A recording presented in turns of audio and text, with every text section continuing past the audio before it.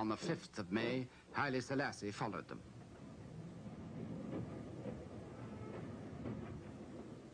He left behind the agony of defeat to confront his betrayers at the League of Nations. Ladies and gentlemen, the second speaker on the list is His Majesty the Negus Haile Selassie. He did so with a dignity that has become a legend. Monsieur le Président, Monsieur le...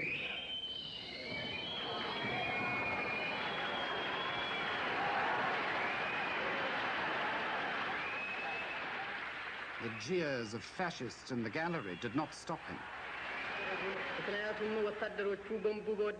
I am here to claim justice, he said. What reply shall I take back to my people? There was no answer, and there could be none. The League was dead. So, said the Emperor, it is us today. It will be you tomorrow.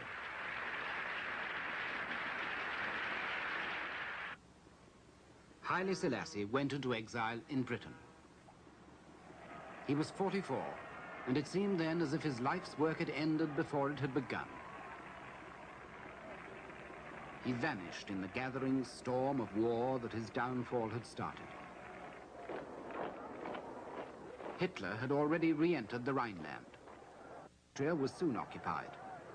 Munich was to follow, then Czechoslovakia, and finally the German army marched into Poland, and at last the world woke up.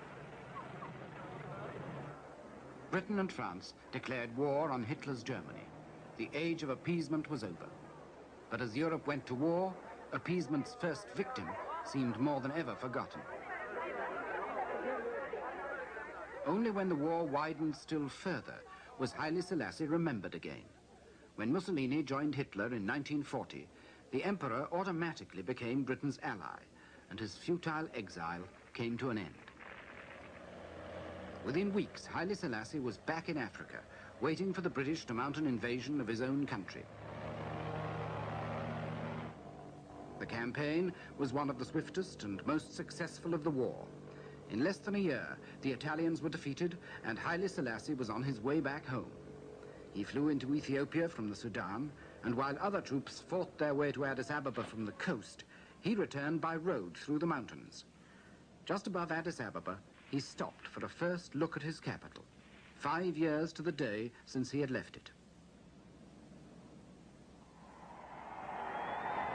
What one imperial power had put asunder, another had restored.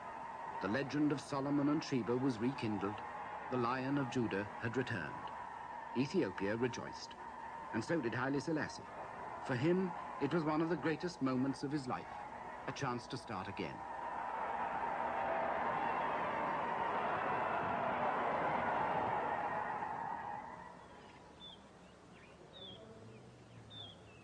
"30 years later, in the grounds of his palace in Addis Ababa, where he takes his daily walk among the lions that symbolizes imperial power, he reflects now that at that moment of return he was already 50 and had accomplished little.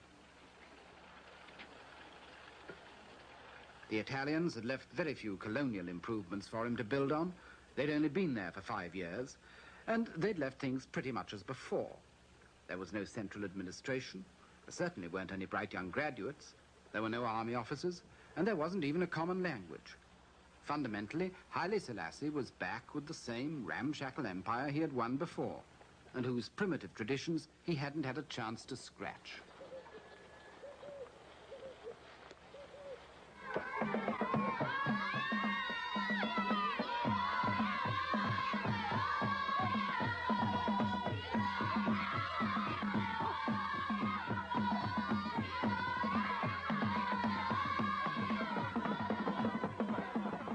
When Haile Selassie returned, his empire had 20 million people, 100 different tribes, and 50 different languages, and was twice the size of France. It was a proud empire, but its 2,000 or 3,000 years of tradition underwrote poverty, disease, and ignorance. An empire where more than half the people were pagan or Muslim, yet were ruled by a Christian monarch, whose church was still the only source of unity.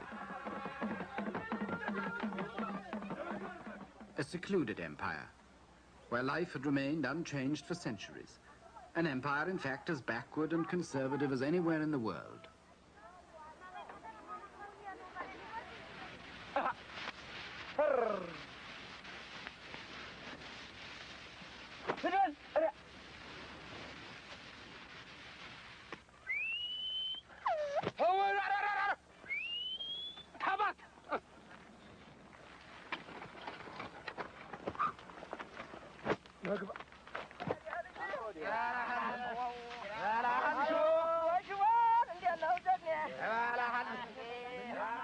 There was no easy escape from the isolation and poverty of Haile Selassie's empire. There was no mineral wealth, no really modern economy of any kind. There weren't even any communications. The Italians had built a few roads, but the war had destroyed them again, and one of the first decisions the emperor had to make was whether he should rebuild the roads through these mountains. He decided he wouldn't, for the time being anyway. Instead, he put his faith in the air. With American help, he created a network of tiny airstrips that broke down the isolation of the interior for the first time.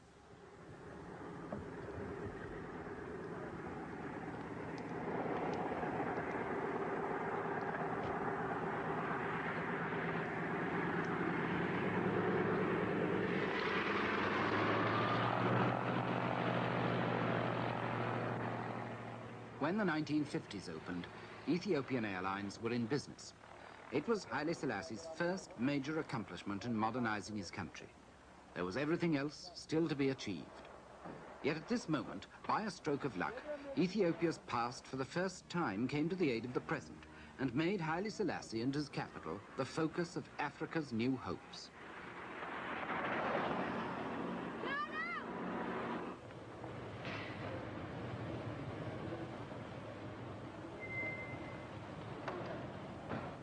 As almost the only independent African ruler after the war, Haile Selassie provided a symbol of self-respect for black men just emerging from white rule.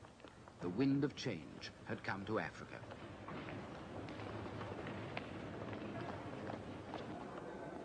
Recognizing the emperor's unique position, the United Nations chose Addis Ababa as its African headquarters, and he embarked on a new political career. The age in which we live, Your Imperial Majesty, is an age of paradox. In his brand new Africa Hall, Haile Selassie presided at innumerable meetings of his new revolutionary colleagues. He became the great African father figure, the great African peacemaker, in the Congo, in Biafra, in Morocco and Algeria. It was a strange apotheosis for the King of Kings. He didn't always succeed, but his voice commanded respect, because he alone in Africa had been both victim and victor in the struggle against colonial rule. He alone had been the first martyr of the old Leagued Nations and was now a founder and guide of the new United Nations. Seeing his influence in the new Africa, the world beat a path to his door. The Organization of African Unity followed the United Nations and set up shop in Addis Ababa. Diplomats and businessmen flocked in.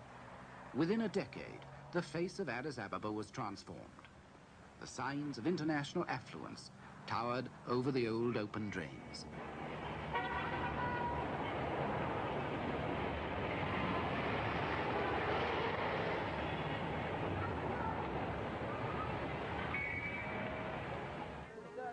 With the bankers and diplomats came foreign money and foreign aid. There were new ports, new roads, new dams to be opened. America trained the emperor's army. Russia built his schools. Israel provided technicians. India supplied teachers. Britain brought doctors. France offered culture. Germany sent trade missions. Haile Selassie's old empire had become the new African showcase, and everyone wanted an exhibit there.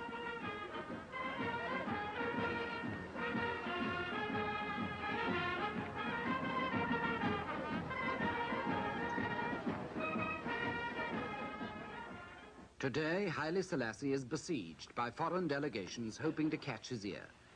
He balances these contemporary forces to strengthen his own independence as shrewdly as he juggled half a century ago with the rival tribes and princes in his old fight for power. One day it may be a Japanese delegation, The next day, a mission from Maoist China. It doesn't matter what political persuasion they are, they all see Haile Selassie as an essential link to the rest of Africa. At home or abroad, half his life seems consumed with ceremonial state visits, some of them purely political, some of them simply a tribute to his personal stature.